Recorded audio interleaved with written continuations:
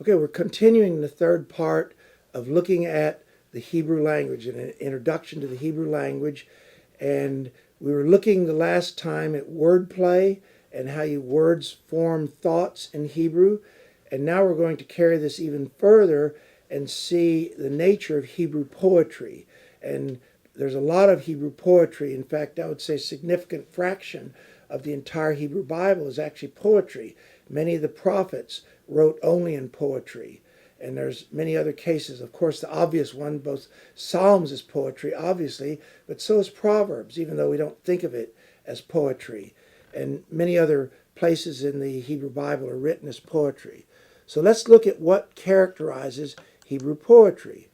One of the most common ones is what we call parallel thought. And I'll just give an example in the Psalms, and we'll be using the Psalms a lot because that's where much of the poetry is. It says in Psalms 2, "Why are the nations in an uproar, and the peoples devising a vain thing? The kings of the earth take their stand, and the rulers take counsel together." Well, already in both of these verses, you see parallel thought. First, it starts out saying, "Why are the nations in an uproar?" But then it repeats the same thought, and the peoples devising a vain thing. In other words, you're sort of saying the same thing twice, but you're also adding details whenever you say it a different way. But it's the same general idea. Nations is people, and uproar is devising a vain thing. And then it says in verse 2, "The kings of the earth take their stand." But then, parallel to that, is the rulers take counsel together. It's expanding. Kings or rulers taking their stand is taking counsel. So this is the first, one of the major things, characteristics of Hebrew thought, is that you have parallel thought, and you might even say that Hebrew rhymes in thought, not so much in word. There's a few cases where it does words, but most of the time it rhymes in thought.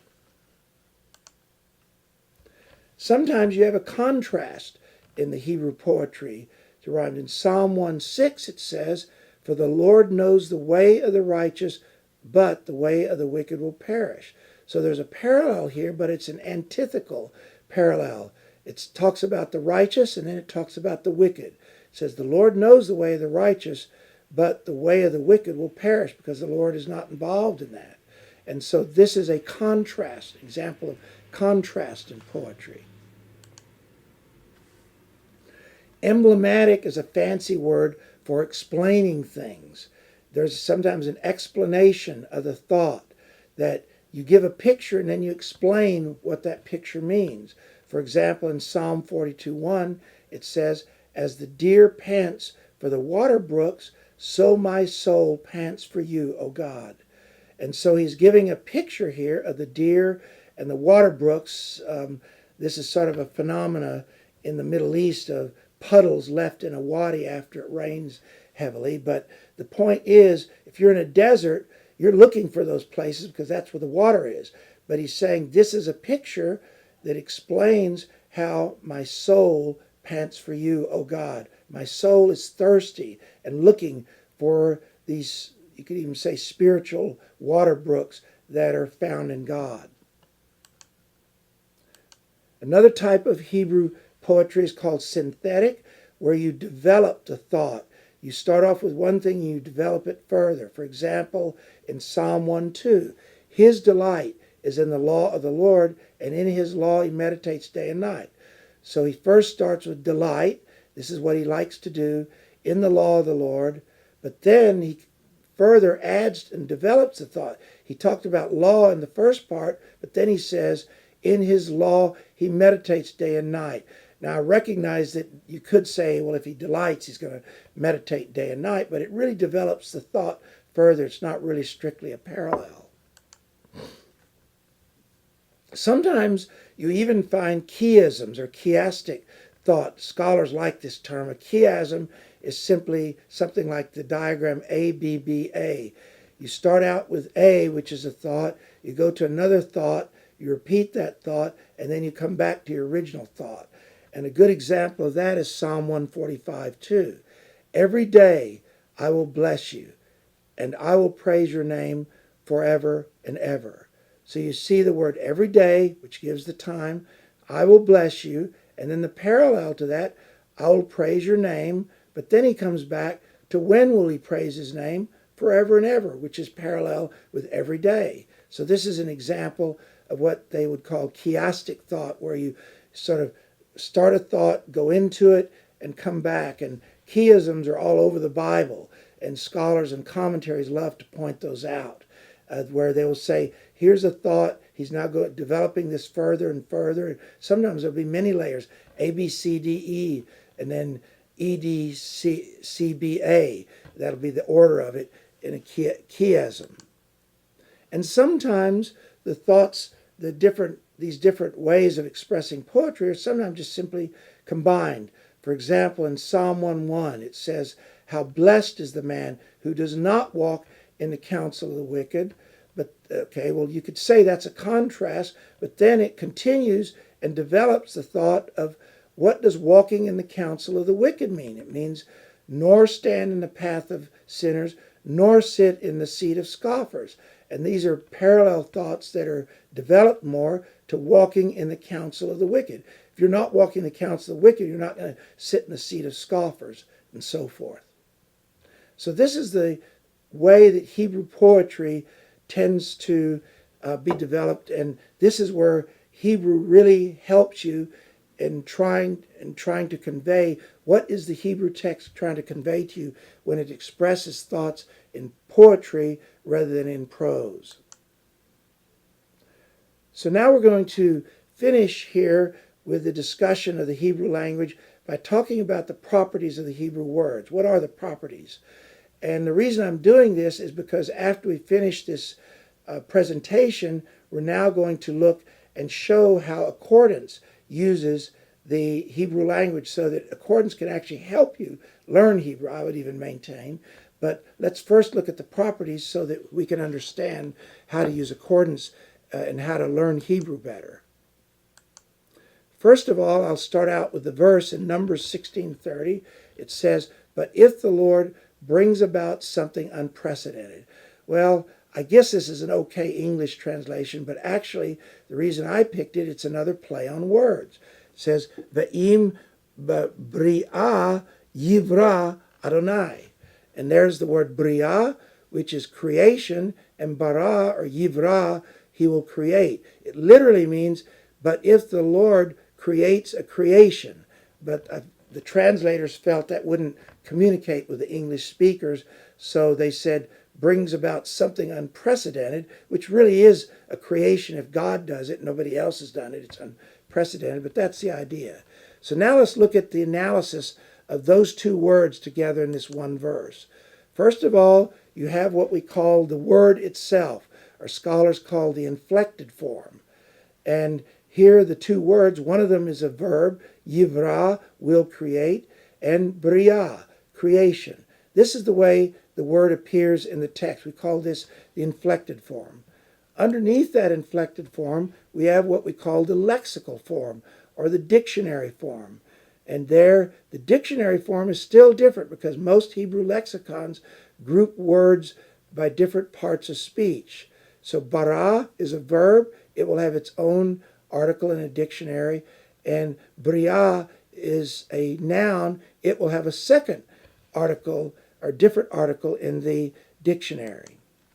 But the root form is exactly the same. Both of them have beit resh aleph as the root. And this is why some people get confused between the lexical form and the root. But the lexical form is basically the form you find in a dictionary. The root is the 3 or occasionally 4 letters that form the basis of the word, and from which many different kinds of words can be derived, as we showed earlier in this series. And then finally, we want to look at the grammatical details. This is the kind of information that we're going to look at in accordance. And we see that the first one, which we said, the first one, the noun, is a noun common feminine singular absolute. This is the grammatical tagging of the noun, and don't worry if you don't understand all of the terms. These are more scholarly grammatical terms. And the verb is a kal, don't worry about that, imperfect, third masculine singular. But you may not understand all of these terms, but all of these terms will appear together, the words, in accordance, as we're going to demonstrate shortly. Let's do one more example here, which is interesting. And again, it's a play on words. In Exodus 5:7, it says, don't continue to supply the people with straw for making bricks. Okay? And then, if we read the Hebrew, lotosifun latet teven, that's the straw, la'am, do not continue to give straw to the people. And then he says, lilbon ha levenim. And you see that there's again a play on words. Lilbon, but what he's really saying is, in English it said making bricks, but it says for bricking bricks, something like that. It's the word, doesn't mean the usual word for make, but it means to make bricks. But then it says the noun for making bricks. It's hard to translate into English. The closest would be for bricking bricks or making bricks or something like that. Anyway, so there's the word. Again, we have a noun and we also have a verb. And so let's look at the same thing for those. First, we start with the inflected or word form. One of them is levanim. This is the plural form for bricks. And then lilbon is to make bricks. And I might add also that the word lavan, the root, has other meanings also, such as white and so on. And we won't go into that. We'll just look at this specific meaning here. Okay, the lexical form here is levana, which is brick, single part. That will have a separate article in the dictionary from lavan, which is the verb. But as you might guess, as I did before, both of these have exactly the same root, lamed, bet, nun. And then finally, the grammatical details. One, the verb is a kal infinitive construct, and don't worry if you don't understand the terms. It's used like an infinitive because it's lilbon. The lamed before it makes it an infinitive. And then the noun is a common feminine plural, absolute. And again, don't worry about all the terms. I'm just simply saying this is the kind of information that accordance will give to you. So, now we're here at the end of the presentation, and now we're going to look at accordance and do a few examples to illustrate what I've just shown you here. Is how is accordance helpful in learning Hebrew?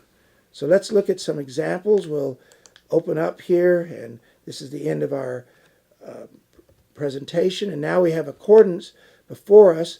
And the first thing I want to show you is we have the Hebrew Bible on the left and the English translation on the right, because I recognize many of you may not know Hebrew. The whole point of this is to show you why Hebrew is important.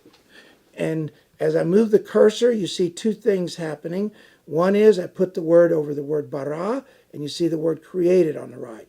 The second thing you might notice is on the bottom, we get the complete parsing of that word.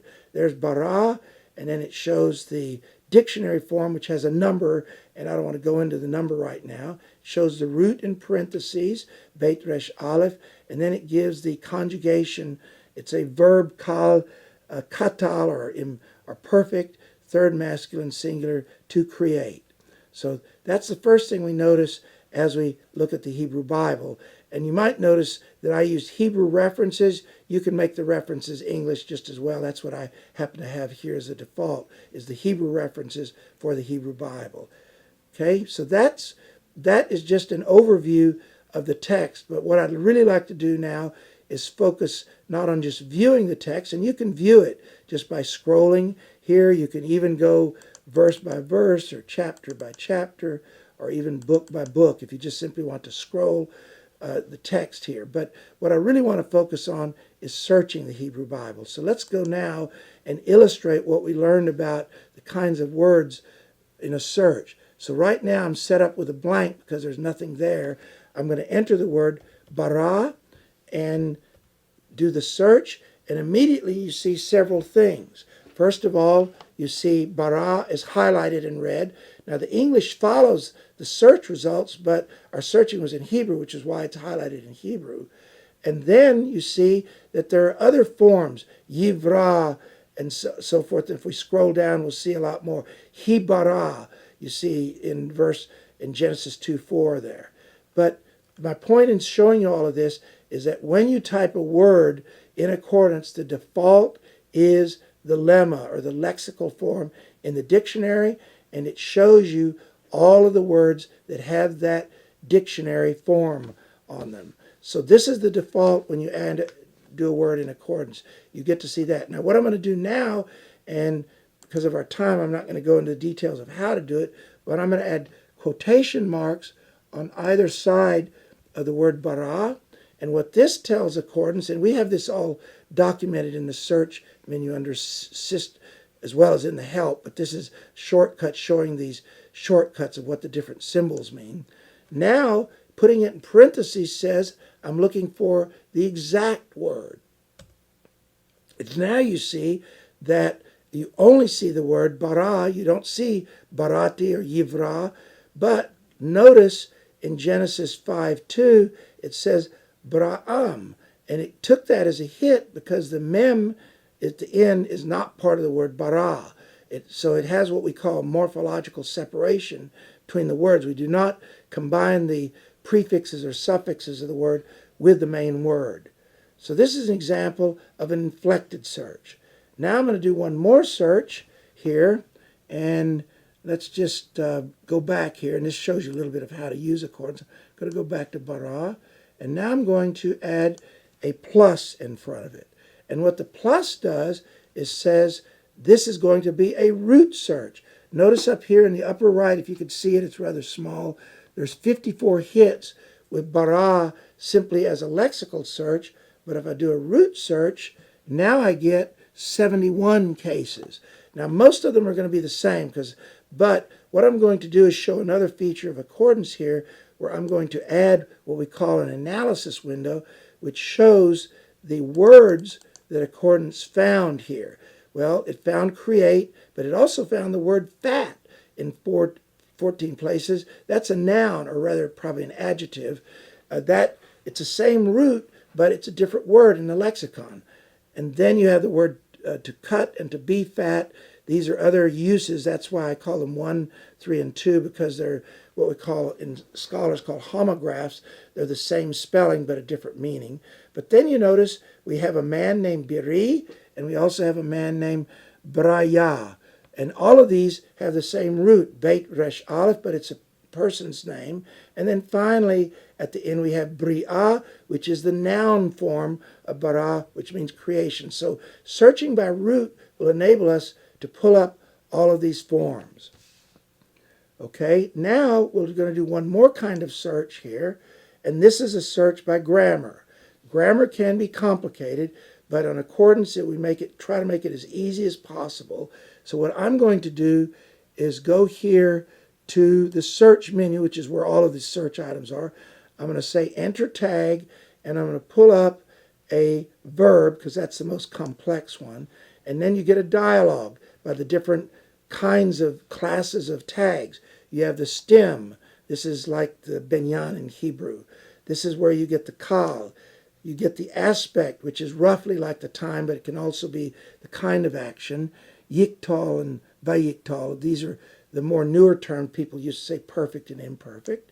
Then you have the person, first, second, third, gender, and so on. So what I'm going to do is do a somewhat complicated search. I'm going to look for just the kal, that's the simple word. I'm going to look for its yiktal, which is sort of the imperfect.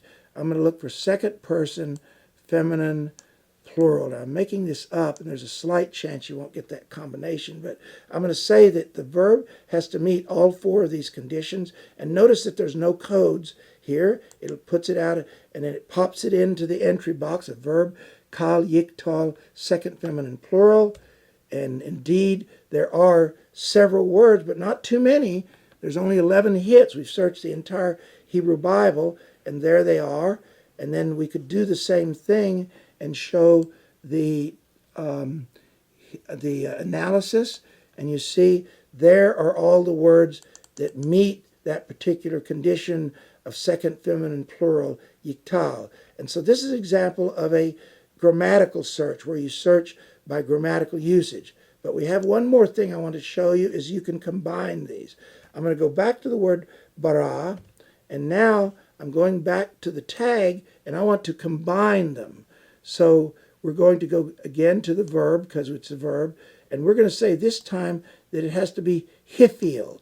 Now, if you're not familiar with that, what that means is causative. In other words, you're expressing an action or cause with that word. And now you notice that when I popped it in, it said bara at sign. The at sign means add another condition to the word. It has to be bara and it has to be hiphil. And if we do the search, we only have one verse that it found. And it said, and it's the word related to lehavrichem. It means, and honor your sons above me by fattening yourselves. In other words, causing yourself to be fat. That's why it's the hiphil. But this is the only case of bara with the hiphil. Okay, so what I'm going to do now, there's much, much more I can do with a simple search, but I'm going to show you one more example of how we find wordplay in Hebrew. And what we're going to do now is go here. I'm going to tab this and open what's called a construct window. And again, I don't want to go into too much detail. You can do a training course. This is a way to graphically express Hebrew. So what I'm going to do now is it links to the construct, and I'm going to look for word plays of where the root and the noun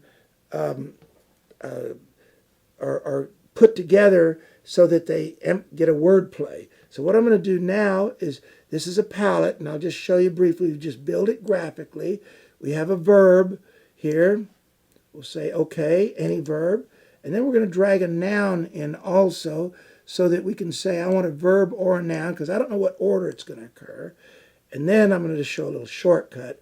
I selected them and option dragged or alt dragged here. Now, I've got a noun and a verb followed by noun and a verb. We're going to have tons of those. Okay, we don't want to just look for that. What we want to look for, and I'm going to go back here and limit the range to Genesis so that we don't have too many hits here. So what I'm going to do now is put conditions.